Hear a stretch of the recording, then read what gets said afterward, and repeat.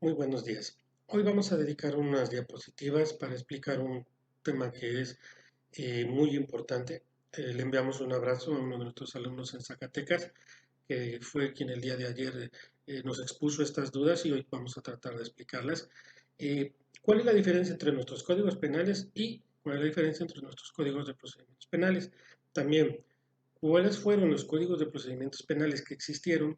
¿Cuáles eran nuestros códigos de procedimientos penales de juicios orales y cuál es nuestro Código Nacional de Procedimientos Penales actual?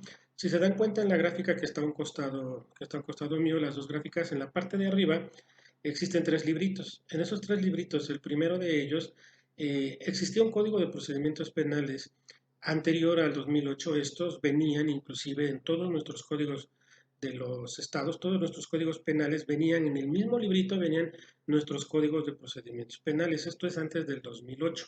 Aquí no existían juicios orales. Si se dan cuenta, existe un segundo librito en la diapositiva que está arriba a un costado de mí. Hay un segundo librito. Aquí es donde existen códigos de procedimientos penales de juicios orales. Algunos estados emitieron del 2008 al 2018 códigos de procedimientos penales de juicios orales. Algunos inclusive fueron precursores, por ejemplo, desde el 2008 hicieron sus códigos de procedimientos de juicios orales, por ejemplo, Oaxaca, Chihuahua, Puebla. En otros estados fue de manera gradual, inclusive en Veracruz nosotros fue hasta el 2013, ¿sí? Pero nace por último en el tercer librito que ustedes ven en la diapositiva que está arriba, nace el Código Nacional de Procedimientos Penales, aunque ya en el 2008 se habló de la reforma, entra en vigencia 10 años después, ahora sí, para toda la República a partir del año 2018. Esto significa que todos los códigos anteriores, tanto anteriores a los juicios orales antes del 2008, como aquellos que se pudieron emitir entre el 2008 y el 2018, desaparecieron todos esos códigos nacionales, por todos esos códigos de los estados, para dar paso al Código Nacional de Procedimientos Penales para toda la República.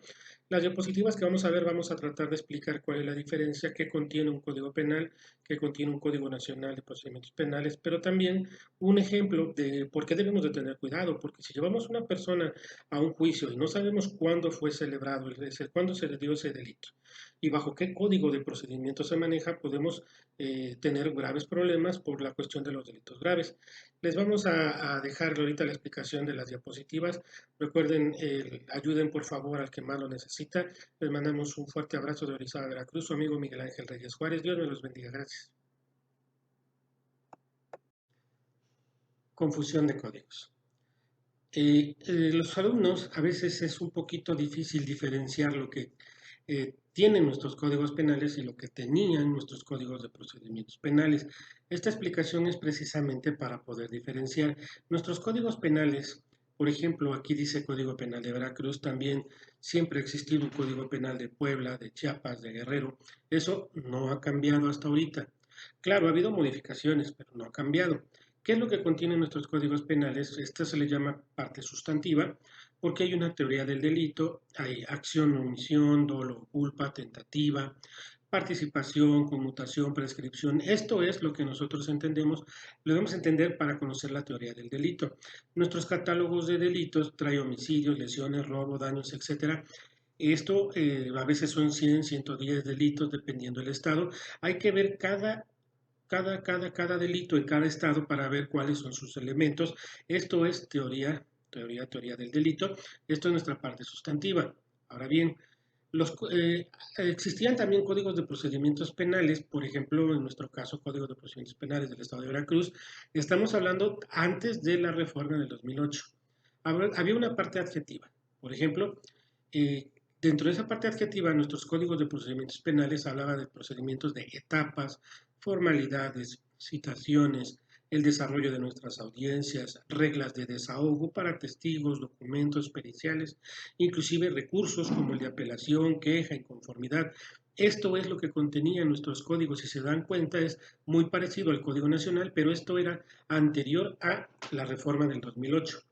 Esto venía inclusive junto en nuestros libritos, venían juntos en nuestros códigos.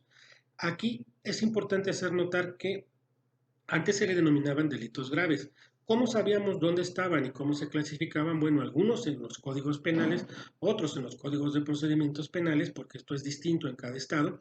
Había catálogos de delitos, por ejemplo, en los códigos penales, o se basaban en reglas de medias aritméticas, como en otros estados, ¿sí? O en algunos estados inclusive había delitos contra menores, eran los considerados graves. Entonces recuerden, una cosa es Código Penal de Veracruz y otra cosa es Código Penal, Código de Procedimientos Penales de Veracruz. Esto es del Código Penal, esto es de procedimientos de cada estado. Vamos a ver la segunda diapositiva. Aquí nos dice, después de la reforma del 2008 y hasta antes del 2018, ¿sí? Hubo una serie de códigos de procedimientos penales que se fueron dando en cada estado de manera gradual. Aquí, por ejemplo, si se dan cuenta, el estado de Puebla, Oaxaca y Chihuahua fueron de esos estados que terminando el 2008, cuando supieron que iba a haber códigos de juicios orales, ellos solitos emitieron sus propios códigos de procedimientos penales, pero de juicios orales, ¿sí?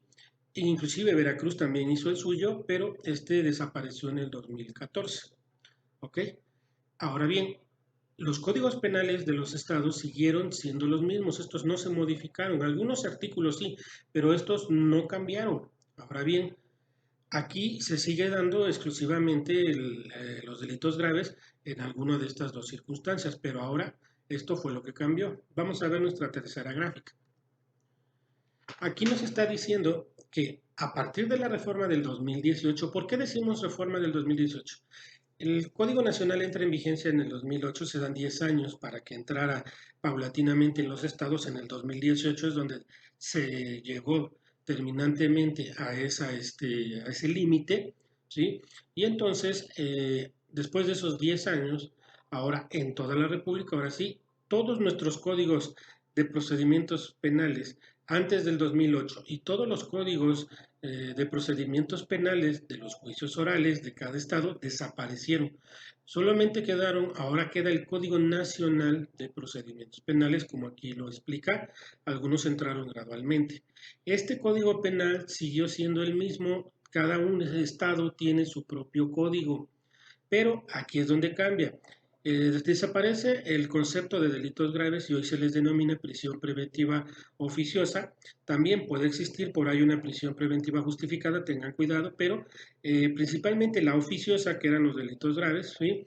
Están ahora contenidos en el artículo 167 del Código Nacional de Procedimientos Penales y en el 19 constitucional. Vamos a ver nuestra última gráfica. Aquí si se dan cuenta, aquí hay tres códigos ilustrados. El primero dice Código de Procedimientos Penales de Veracruz. Esto es anterior al 2008. Aquí dice Código de Procedimientos Penales de Juicios Orales. Esto fue después del 2008, antes del 2018. En varios estados existieron estos códigos de procedimientos penales de juicios orales. Y aquí, Código Penal de los estados sigue siendo el mismo, pero ahora este es único para toda la República. ¿Por qué es importante entender estas diferencias? Fíjense en este ejemplo que está aquí. Hablamos del delito de lesiones que deja cicatriz. En el año de este código no era grave, por esta lógica que está aquí de media aritmética. Lo que aquí aparece es que en el artículo 300 de este Código de Procedimientos Penales de Juicios Orales sí lo consideraba como grave, pero ahorita como este delito no es considerado grave actualmente, solo si se utiliza un arma, por eso se aclara aquí, este delito en el Código Nacional no es grave, pero si se utiliza un arma, sí se vuelve grave. Tengan mucho cuidado, por favor, en esto. Les mandamos un fuerte abrazo desde Orizaba, Veracruz. Su amigo Miguel Ángel Reyes Juárez. Dios me los bendiga y recuerden que estamos para servirles. Gracias.